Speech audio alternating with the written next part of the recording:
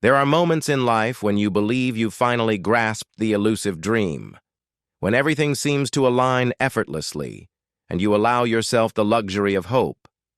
But fate has a cruel sense of humor, and in an instant that carefully constructed illusion can crumble, leaving nothing but heartache in its wake. My name is Andrew, and my wife Tanya and I are in our early 40s. We had spent years carefully crafting our lives together, laying each brick of stability with patience and perseverance. When I received an incredible job offer in a new city across the state, it felt like destiny's gift: a higher salary, lower living costs, and the perfect foundation for a fresh start. A chance to not only build a future, but to finally embrace the idea of starting a family, something we had always danced around but never fully committed to.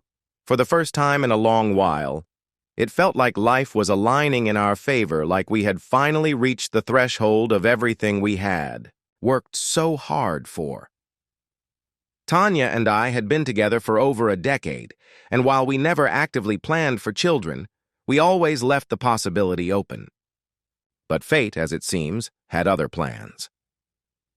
One evening, Tanya sat me down, her hands trembling as she held mine.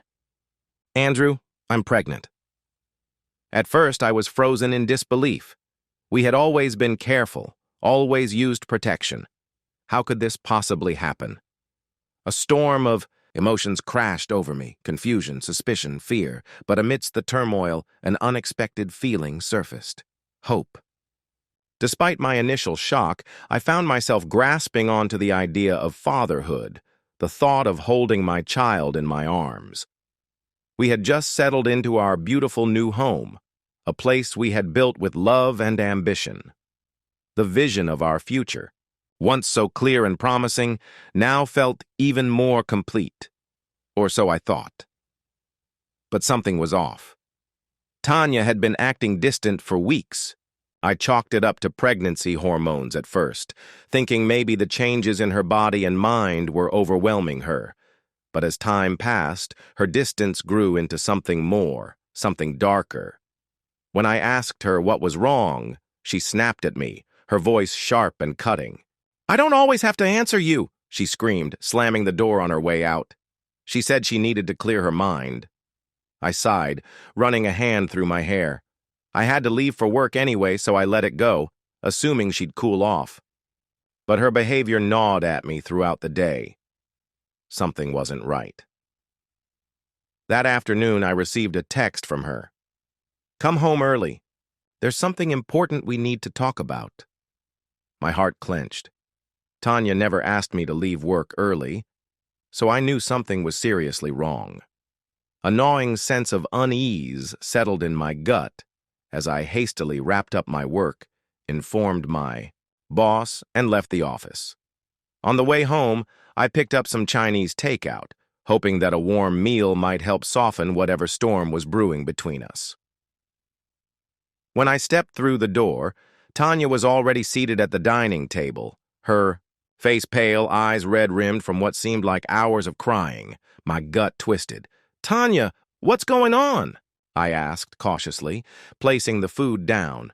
She inhaled sharply, her fingers trembling as they clutched the edge of the table. "While you were working long hours, I met someone. I never intended for this to happen, but—" Her voice wavered, her eyes brimming with guilt. "I betrayed you, Andrew. I cheated." The words slammed into me like a freight train. My head spun, and my vision blurred with rage and disbelief. "What the hell are you talking about?" I growled. She broke down in uncontrollable sobs. "It was meant to be just a fun night out with friends, but I met someone and I made a horrible mistake. One time turned into multiple, and I couldn't stop myself." I felt my body go numb, my hands clenched into fists. The weight of her betrayal crushed me, suffocating me in its wake. Then, she dropped the final bombshell. I thought he used protection, but he lied. He didn't. And now, I don't know if the baby is yours. Silence.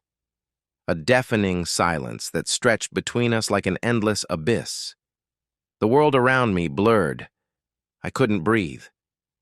I couldn't think. Then, without a word, I stood up, my entire body trembling with rage. I seized the takeout containers and hurled them into the trash with all the force of my shattered trust.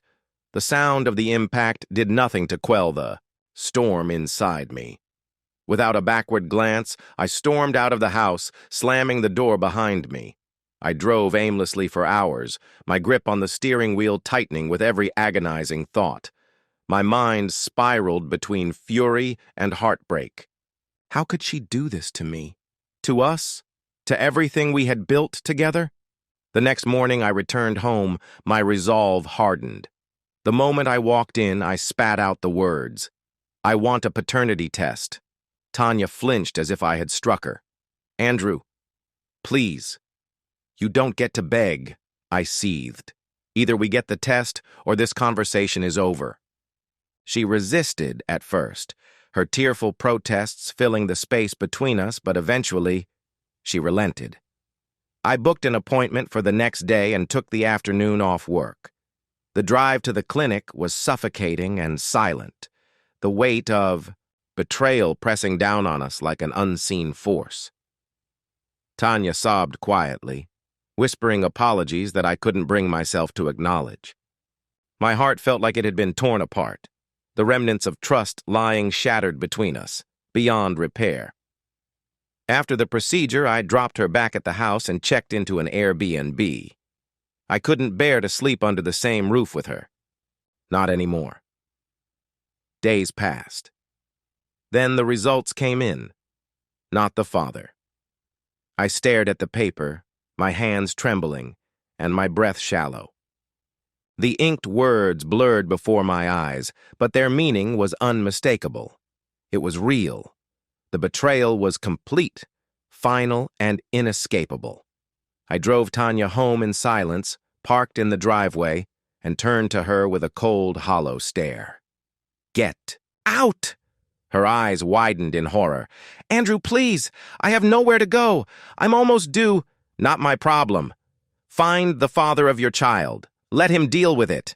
She broke down, sobbing uncontrollably, but I remained unmoved. I had given her my love, my loyalty, my life, and she had destroyed it all. I left before she could try to guilt-trip me further, driving aimlessly once again. This time I didn't cry. I just felt empty. My boss, upon hearing everything, told me to take as much time as I needed. I sat in my car for hours, staring at nothing, feeling like a ghost in my own life. Returning home the next morning, I found Tanya still there. My heart hardened. She rushed to me, dropping to her knees, clutching my hands. "Don't do this, Andrew. Please, we can fix this. Don't throw away everything we built." I yanked my hands away. "You threw it away, not me. Now leave." After what felt like an eternity of pleading, she finally started packing. I handed her money for a taxi, and she hesitated before stepping out the door. She got to the train station. I followed, perhaps out of a lingering sense of duty, perhaps out of some masochistic need for closure. We sat in silence, the weight of what we had lost pressing down on us. Her voice was small when she spoke. "What do I do now? I'm jobless, homeless, and about to be a single mother." I scoffed, my bitterness resurfacing. "Go to the father of your child. That's his responsibility now." Tears streamed down her face. "Andrew, I still love you." I let out a hollow laugh. "You should have thought about that before you betrayed me." The train arrived. She lingered for a moment as if hoping I would stop her, take her back. But I didn't. I watched as she stepped onto the train, disappearing into the crowd.